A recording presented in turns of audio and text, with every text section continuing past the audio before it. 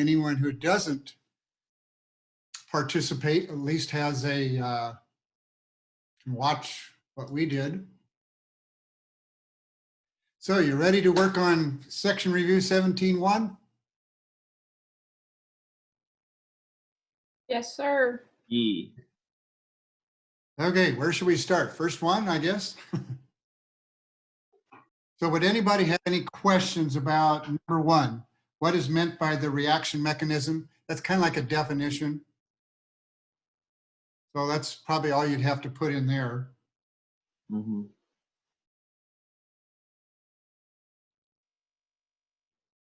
Now, number 2 says, what factors determine whether a molecular collision produces a reaction? So there's going to be 2 answers for this one. So what are the 2 answers for that one? Does anybody know or want to offer? Sufficient energy and favorable orientation. Okay, yeah, use the word collision in front of that and I think you're fine. Got the collisions have to have sufficient energy and they have to be correctly oriented, right? So that would be a good answer for that one.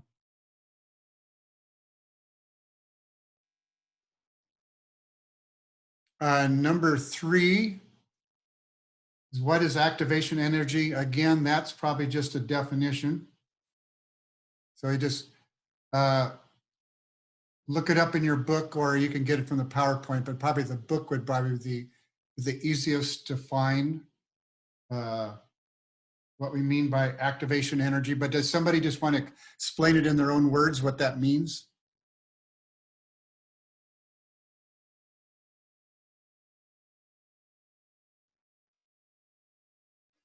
The least amount of energy needed to produce a make the reactants into an active complex.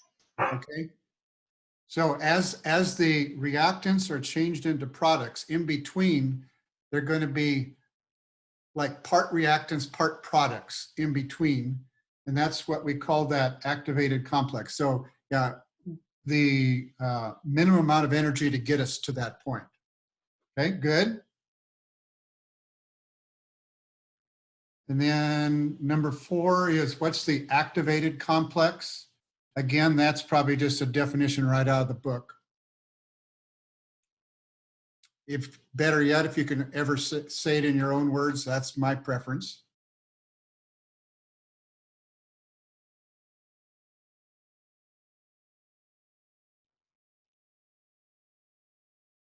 So in this activated complex, just to talk about it a little bit more,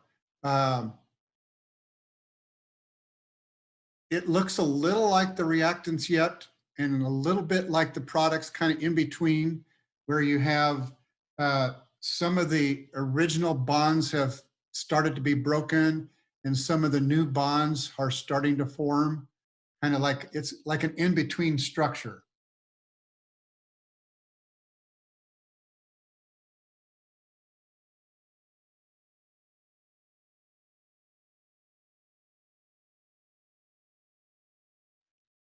Okay, on number 5, it says, how is the activation energy of the forward and reverse reactions related to the energy of the reaction? So what can we use to determine the energy of the reaction? And I think in our PowerPoint, we had, we worked a problem like that. Let's see, where was that? Maybe we didn't. We had the energy of the forward, the energy of the reverse. Yeah, we didn't figure out the, so does anybody have an idea how you can use the activation energies of forward and reverse to get the energy of the reaction? So here is our, what, I guess you can't see that. I need to share this thing with you.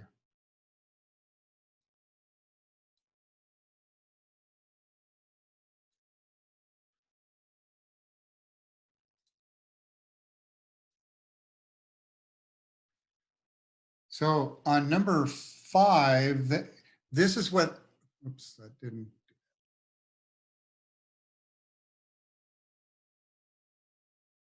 You gotta be careful I don't touch my mouse in the wrong way, I guess.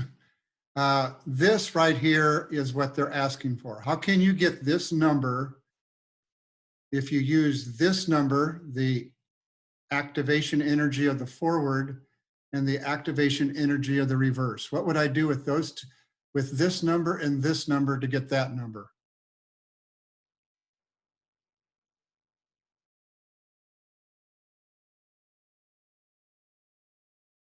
Assuming you all can see this, right? Yeah. Okay, so what can I do with this number and this number to get this number?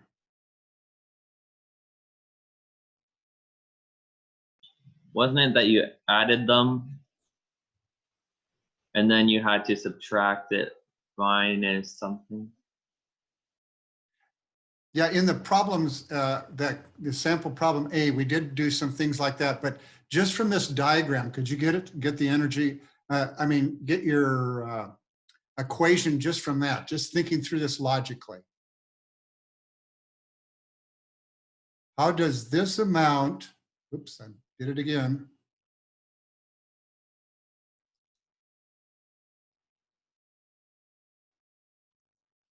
How does this amount right here, how do you get that from this number here and this number here? So how can you, maybe I should ask it this way. How much is delta E in this diagram? What's its value? How far is it from here to here?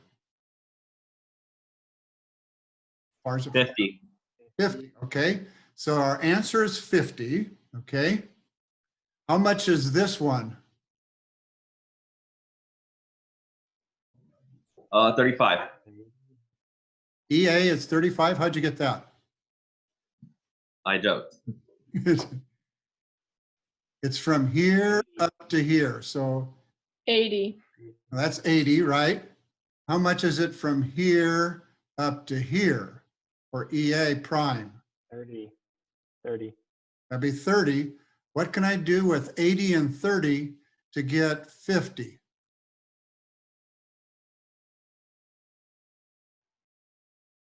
Subtract them. Subtract those. So if I subtract this from this, I get this. So you've just figured out how to answer number 5.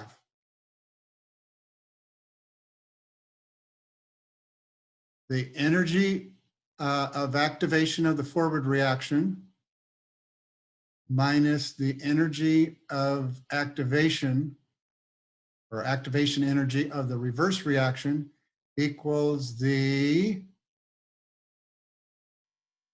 energy of the reaction.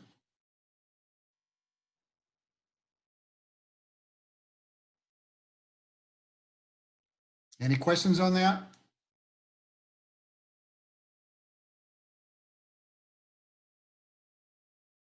No.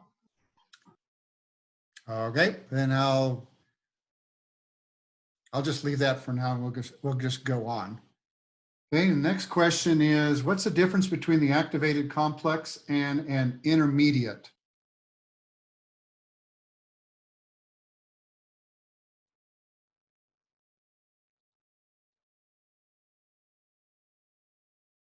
I think on that one, probably if you just wanted to define each one separately, what's an activated complex and what's an intermediate, and I think you'd probably answer it mostly.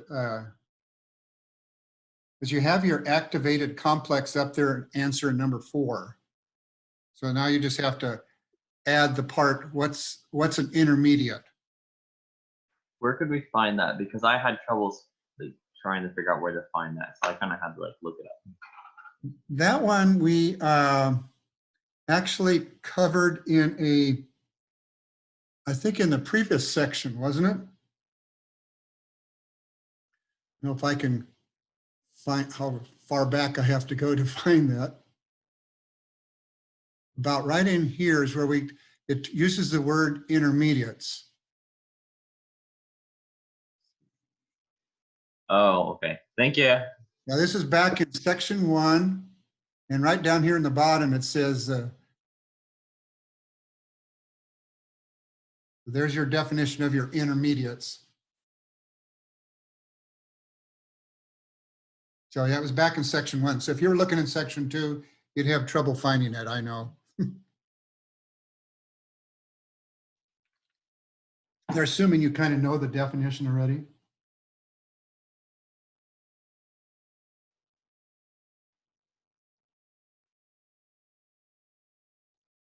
Okay, let's go on to number 7. Explain why, even though a collision may have energy in excess of the activation energy, a reaction may not occur.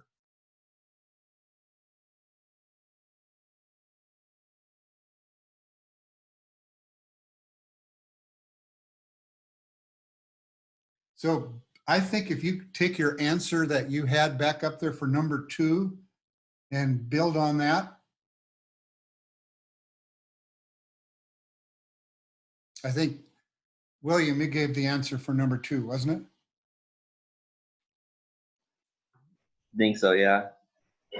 Yeah, I did. So that's what's required to produce a reaction. Then why might the reaction not occur?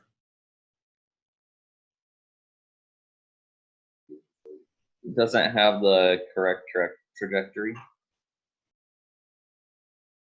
Yeah, they when they collide, even though they have enough energy, they may not collide in that favorable orientation. They may be facing the wrong way. So that'd be just another way of saying what you said.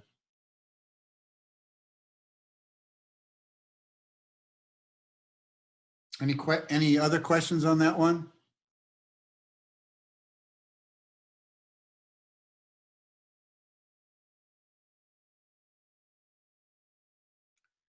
If not, let's go on to number 8. I think I need to slide mine up higher so that if you're reading on the screen, it's at least in front of you.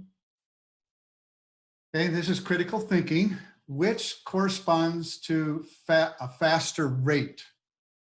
A mechanism with a small activation energy or one with a large activation energy, and then you're supposed to explain your answer. So which one would probably lead to a faster reaction rate?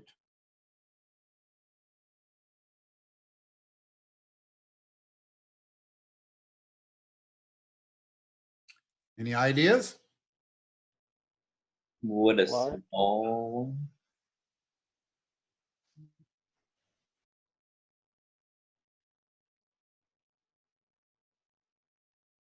Well, remember the activation energy is the energy that it takes to get it going. Trying to look at some of the examples that we had in our PowerPoint. Remember the activation energy is the minimum energy. And if you have one of them that has a small activation energy, it means it requires very little energy to get it going. So if you have, the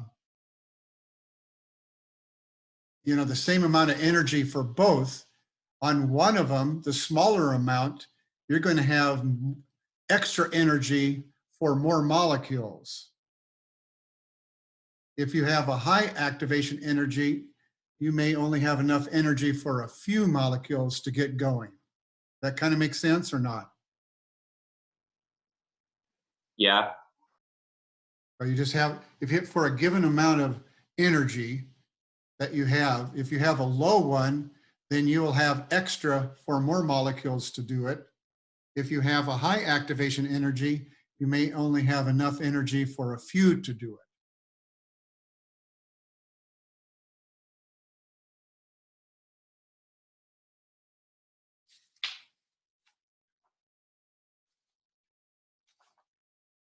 Okay, So would the answer be the smaller energy then? right. You're right.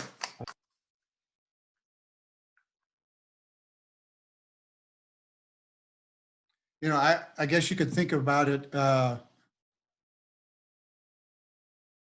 like this. Let's say you have $100 and you have, and this activation energy is sort of like entrance fees to get into, let's say, a concert. And we have one concert where we have, it costs $10 to get in. And the other one has 50. Now there's obviously a reason why one is worth more than the other, but we won't go into that part of the analogy. Otherwise it might just mess us all up. But now the entrance fee, that's only $10. I could get 10 of you to get to go to the concert if my activation energy, my entrance fee was only 10. But if my activation energy or my entrance fee is 50, I only have 2 of you that get to go to the concert. And going to the concert is like the reaction, I guess. I know it's probably a corny analogy, but maybe that kind of helps to picture what's going on there.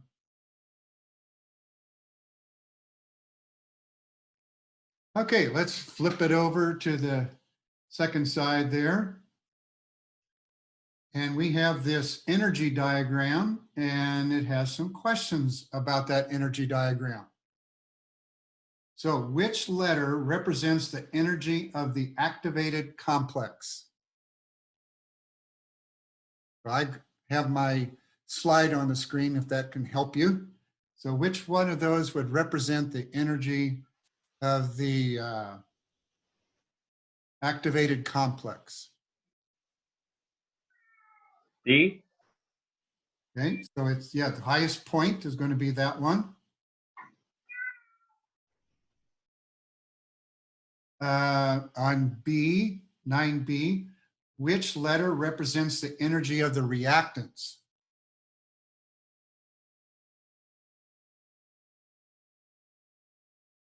Would it be C?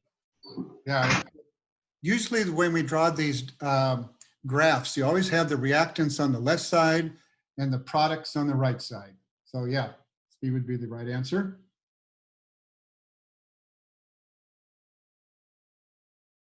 Okay, now C, problem C, which of the following represents the quantity of activation energy for the forward reaction? What combination of those letters would give me the activation energy for a forward reaction?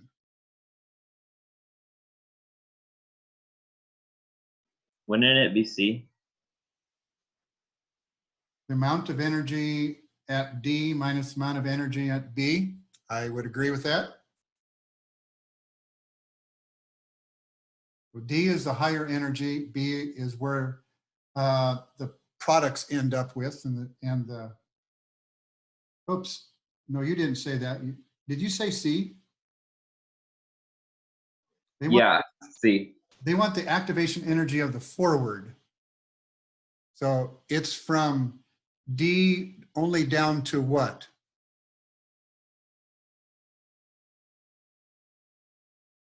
It's only for the down to where the reactants are. And you said the reactants were where? I said, I originally said B, but it should be C. Yeah, your answer to B, you told me that the reactants were at C, right? Yes. Okay, so if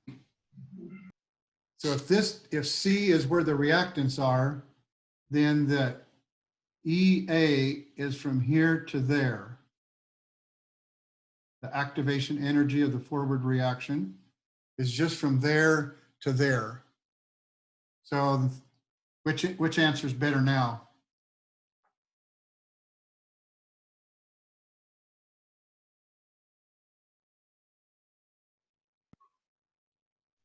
Somebody else be brave besides William. D. D. D, yeah, D is going to be the better one. Amount of energy in D minus amount of energy in C. That's going to be my activation energy for the forward reaction. Okay, now that we got that, which of the following represents the quantity of activation energy for the reverse? In other words, going backwards from products, which are over here. This is where the products are located. And our reactants were up over here.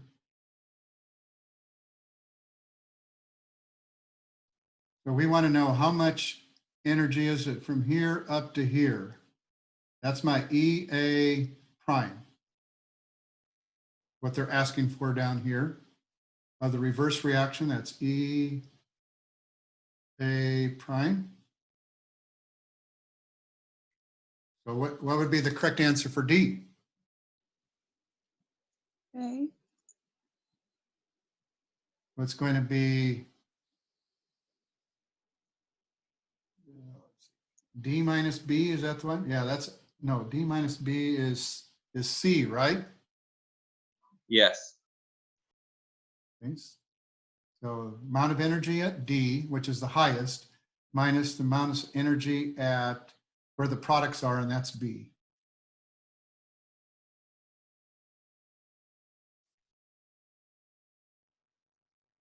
Everybody good with that? Or anybody not good with that? Let's say it that way. Yeah, I'm kind of confused. Okay, so on this, I mean, you do understand, first of all, I have to, you understand on this graph that the higher I go, the more energy something has, right? Yeah. Okay, now the forward reaction is going like from this, from the reactants over, and then right up here in the top is where my activated complex is, the energy activated complex. And then they will break apart to form the products. Okay, and the products are at a lower energy than at C. And EA prime is just talking about if I wanted to make these products react with each other and get us back to the reactants, I would have to add this much energy to get over the hump. So from here to here. So it's the energy from D minus the energy that B, the products were already, which is B. So this is the energy, that's how much energy you have to put in to get it to go over the hump in the backward Okay. direction. Okay? All right, that makes sense. Okay, anybody else?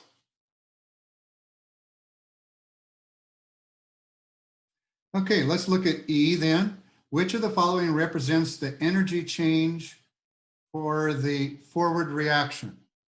In other words, basically on energy change of the forward reaction, they're asking you for how much is the energy of the reaction?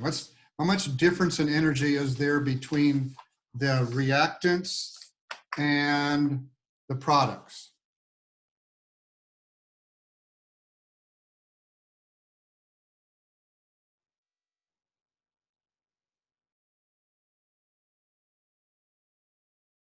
So I'm going to take where it ends up at, that's the product, which is letter B. And I'm going to subtract from that what it started out at. It started out at C. I'm just going to take whatever is at B and subtract whatever it is at C. Now, will I get a positive or a negative answer on this one?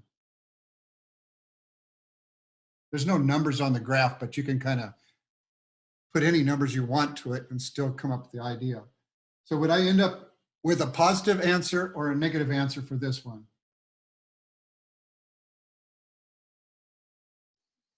Negative. Yeah, I'd end up with negative because B is lower than C, like more in a negative direction than C is. And so I'm going to end up with a negative answer. So this forward reaction is going to have a, need to slide this up probably so you guys can see that. this is going to end up having a negative energy, which means that the products have less energy in them than the reactants had at the beginning. The products have less energy inside of them than the reactants had at the beginning. So we gave off some energy.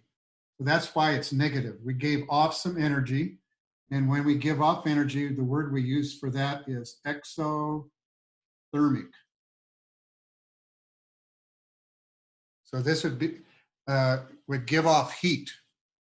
It would heat up its environment, or itself would get hot, or however you want to look at it, I guess. So are we saying that 9E is B? Is 9E is what it's whatever the energy of the products minus the energy of the reactants. So that would be which one?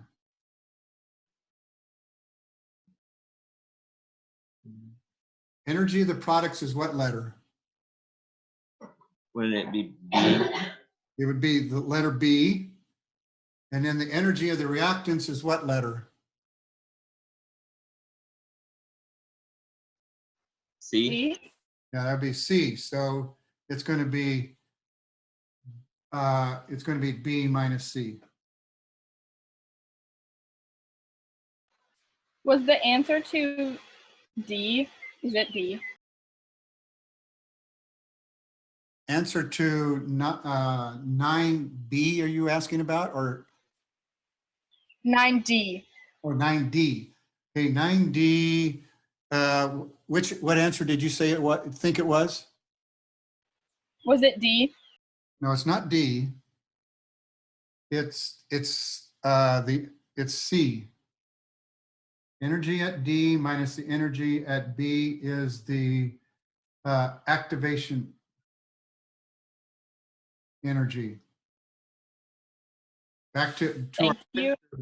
if the activation energy is how far is it from B up to D is what they're asking for. So it'll be the top number, which is D, minus the lower number, which is B. Okay, thank you.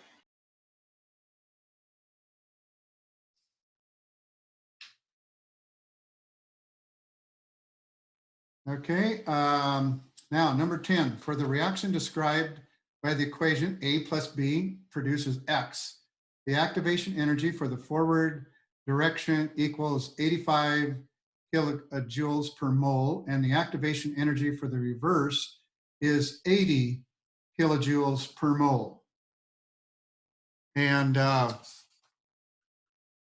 they want to know which has greater energy content. So to me, I guess I would like to make a little drawing of this. So here is my graph, and it says that the activation energy of the forward is 85. So let's say right here is where the reactants are, that You energy. need to scoot it up a bit. Put it up a little bit, okay. Yeah, right there. Let's say this is the level where the reactants are, and I put in 85. So we can just arbitrarily call what the reactants are, that level. We'll just call it 0. It actually has some energy, but we'll just call it 0. And from here up to the top of the hump, in other words, this activation energy right here, this EA it says it's 85. So from the reactants up to the top of the hill, this is 85 up here. But then when it goes downhill, it only goes downhill how much?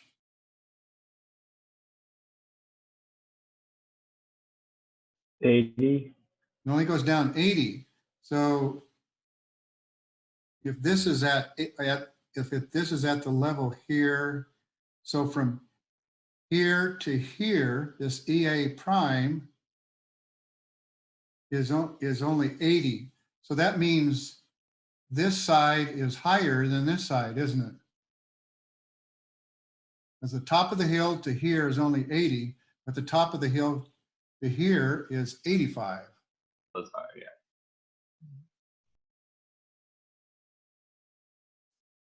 So which has greater energy content, the reactants or the products from our drawing? Reactants.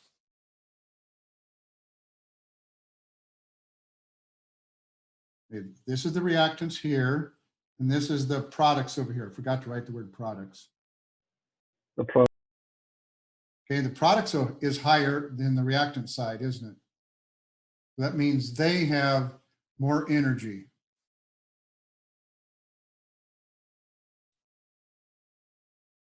And then this next one is the enthalpy of a reaction. How much heat would be given off in this forward reaction? I put in 85 and I get 80 back. So how much do I have to keep putting in to keep it going? 5. I have to keep putting in 5 to keep it going. I have to start out with 85, but then I get 80 of it back, and then to get it to go again, I have to put in 5 more. I get 80 back, you know, so yes, you're right. The energy of reaction, this enthalpy is a word that I never had when I was in college or high school or many of the first years of teaching. And we always used to call this the heat of reaction. In other words, how much heat has been given off. There's a reason for changing it to enthalpy, but it's not worth going into right now. So that makes sense so far?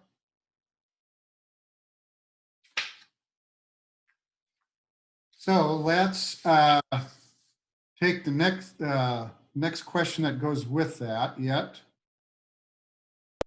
Wait, so for 10B, it would be the 5? Yeah. Okay.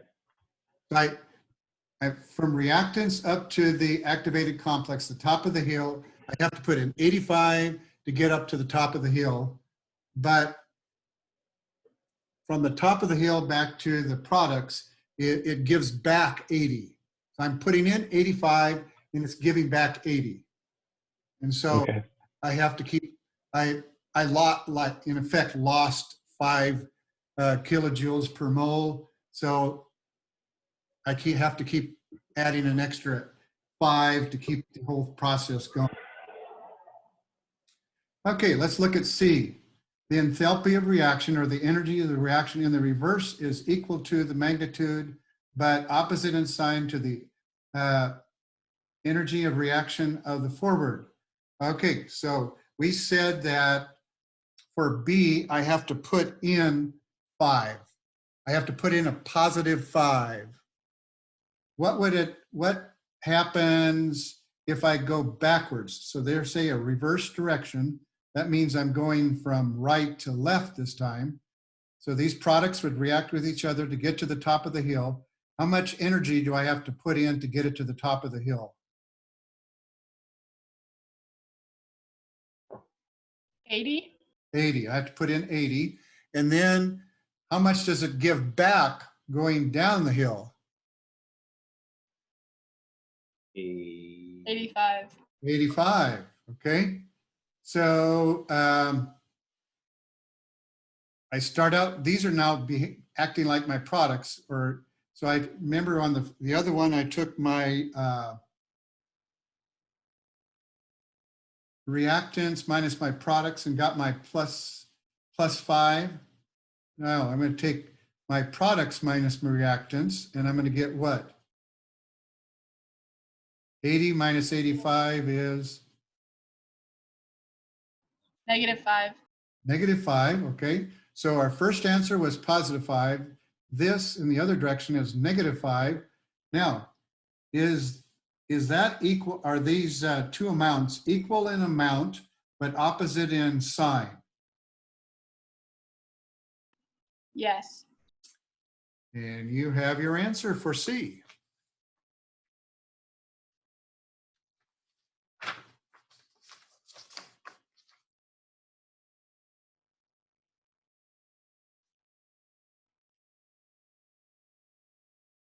Okay, so now we're ready for the diagram and just labeling it.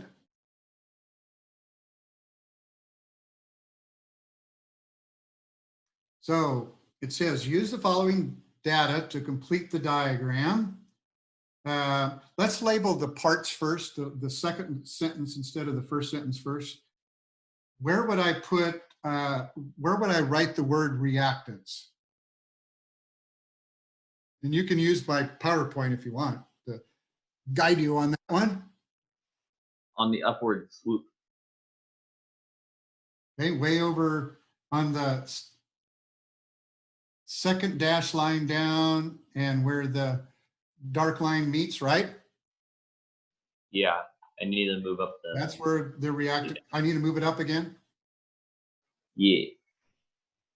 Better? Yeah. All right. I always forget to do that. Thanks for reminding us. Okay, so that's where the reactants will be. Okay, where would I put products?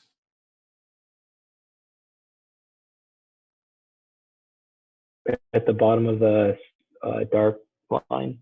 Yeah, right over here is where my products would be. Good. And next is, where would I put my delta E? Now, if you look in my PowerPoint, you see right here over on the right, it says delta H, and then it says RXN, that stands for reaction. This delta H is the way I learned it.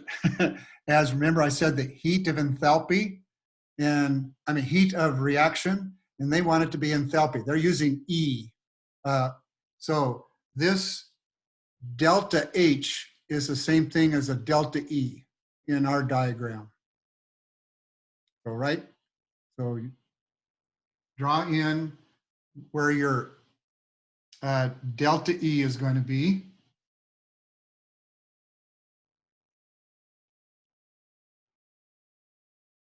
Okay, now where would EA be?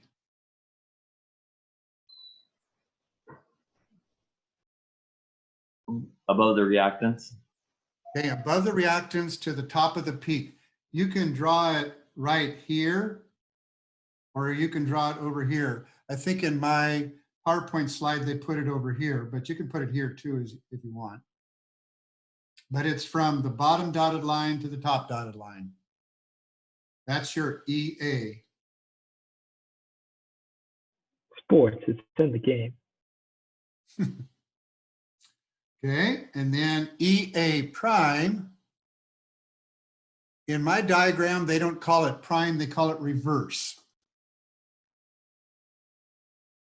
So that would be from where to where? The downward swoop to the upper line. Okay, this downward line, this bottom line here to the top line. Good. That would be my EA prime. From here up to there.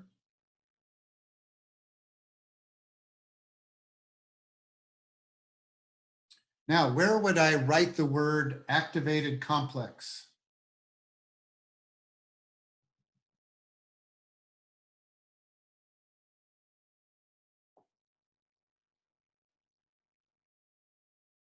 Right at the top of the hill. Okay, at the top of the hill is where I would put it, right? That's where I would write, at the very top of the hill, I would write activated complex.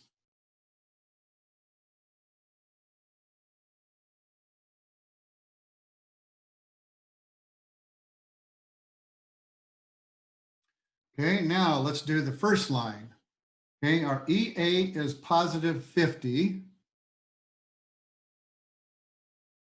So if you want to make this second dotted line right here, if you want to call it 0, then the top dotted line would be how much? 50. 50. That'd be 50. So the top line would be 50, bottom line would be 0. So this EA prime here is going to be the positive 50. And where would I put the negative 10?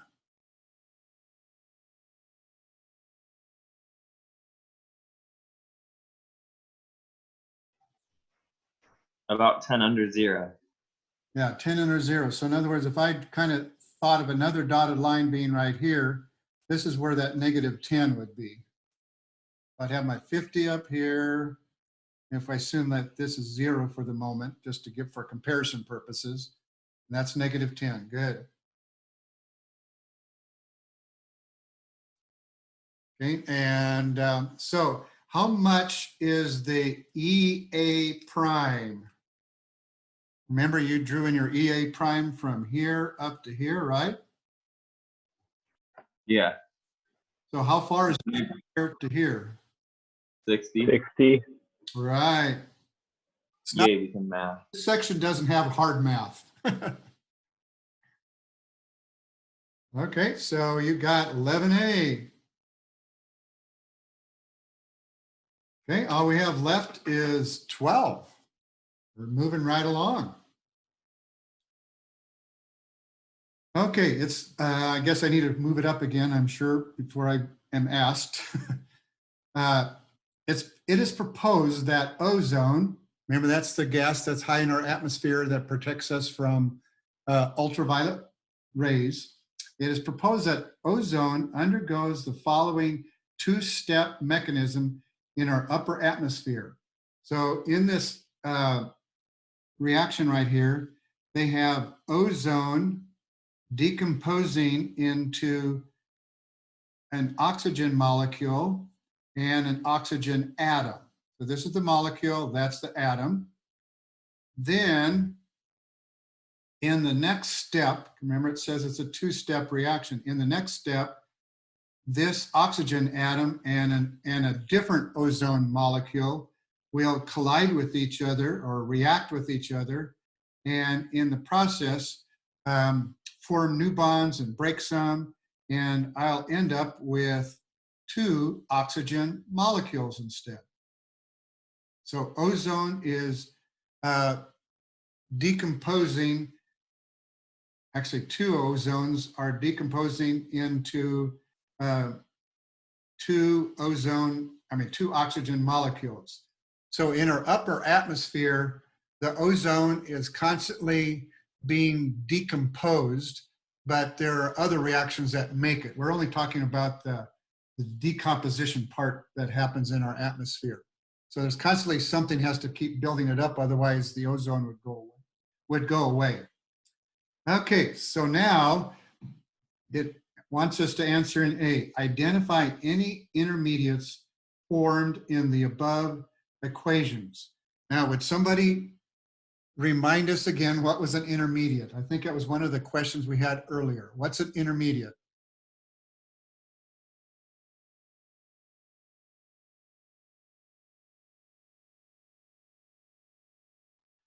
Which question was it that had the about intermediates? It was 6. It's the second part of number 6. Yeah. So what was an intermediate?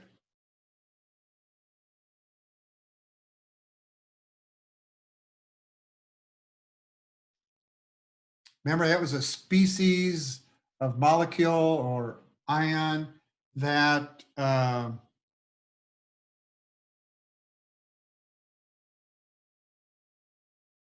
exists on kind of like on both sides. This is where we can use the intermediates. I think earlier we had something called spectator ions. It's kind of a similar thing. It's not the same thing, but it's a similar thing.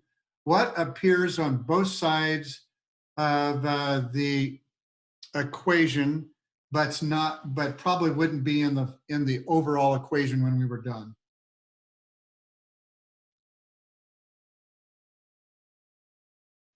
Ozone.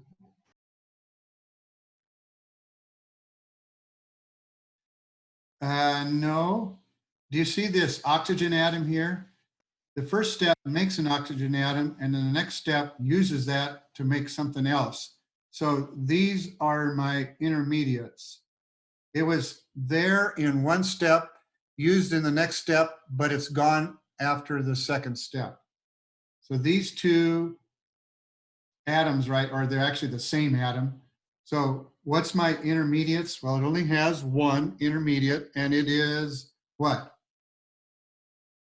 Oh, Yeah, and the O doesn't have a 2 after it, so it's just an atom. So right here, you would write what?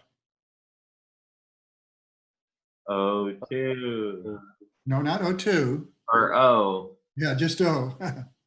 Or you could say it's monatomic oxygen. I just say it's an oxygen atom would be an easier way to say it.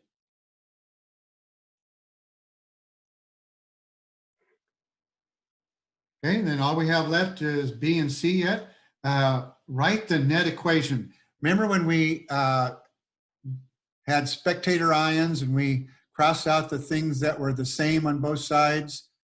So what could we cross out? Well, we could cross out our oxygen atoms for one thing.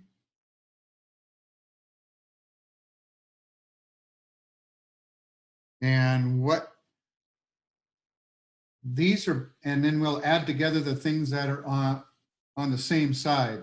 So what would be, what would I get when I add up things on my left side? What would I get if I add these up?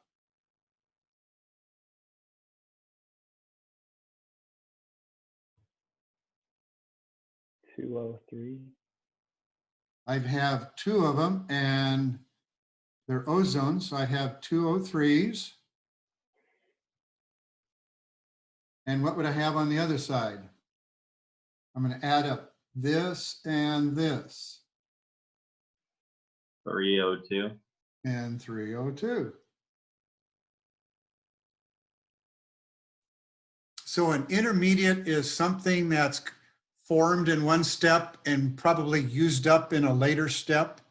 And so it's not there at the very end of the reaction. It was just something formed along the way, but got used up. It's not like a catalyst, though.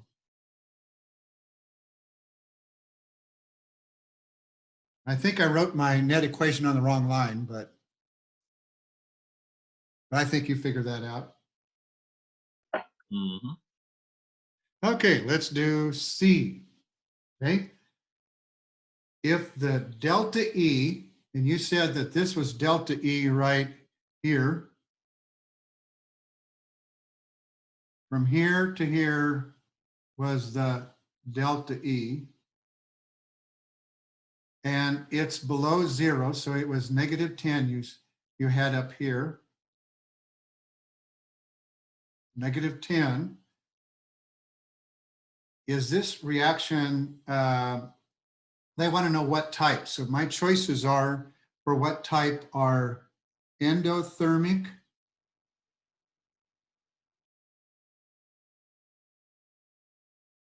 or exothermic. Now, endothermic is one where I put more in than I get back.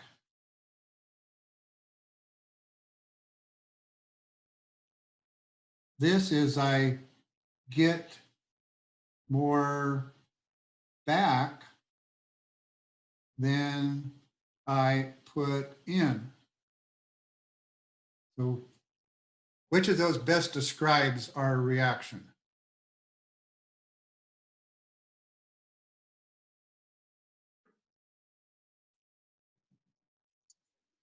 Exothermic? Exothermic, right. I put in 50 and it gave back 60. That was your answer to 11A. It gave back 60. So that's exothermic. So in other words, it would get hot. Now, if I had a reaction that was kind of like if you take this one here and just kind of flip it around so that the reactants and products are in different places, this one would actually get cold. There are some reactions that absorb so much heat out of their surroundings to store it in the products that the surroundings get cold enough to like freeze water. have any of you ever used, oh, let's see, what do they call those? It's like a cold pack. At school, we have these ice packs that we put in the refrigerator, but I remember when I coached in our medicine kit, we would have some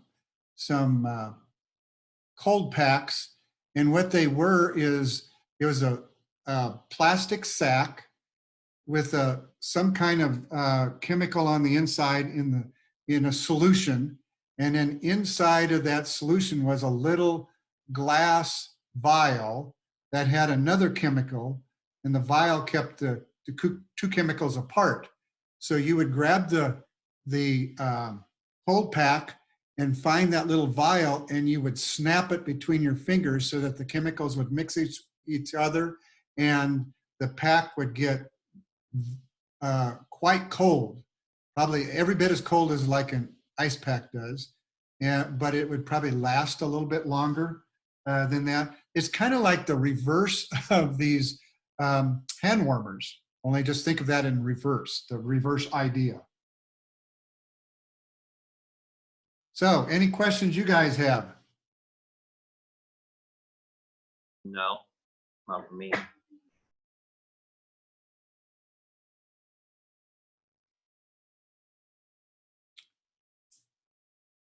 So any questions that maybe don't have anything to do with assignment?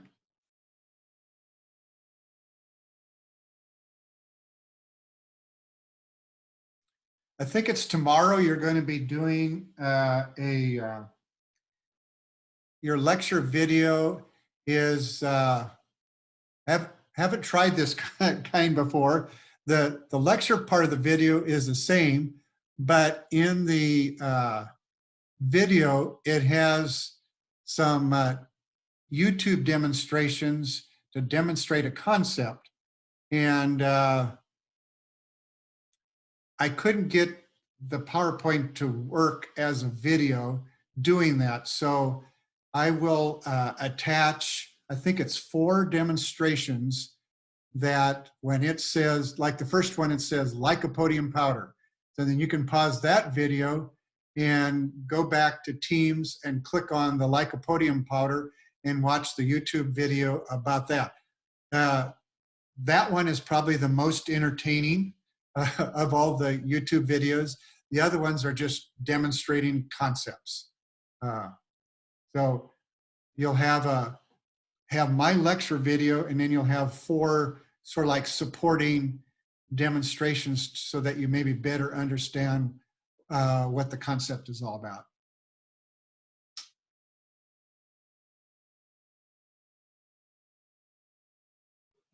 Good to know. So at least those of you that were here, or any who happen to watch this to the end, that is, will kind of have an idea what to do tomorrow when you get that assignment. Well, if there's nothing else, I guess we can wrap it up. Thank you. Thank you. Have a good evening. You too.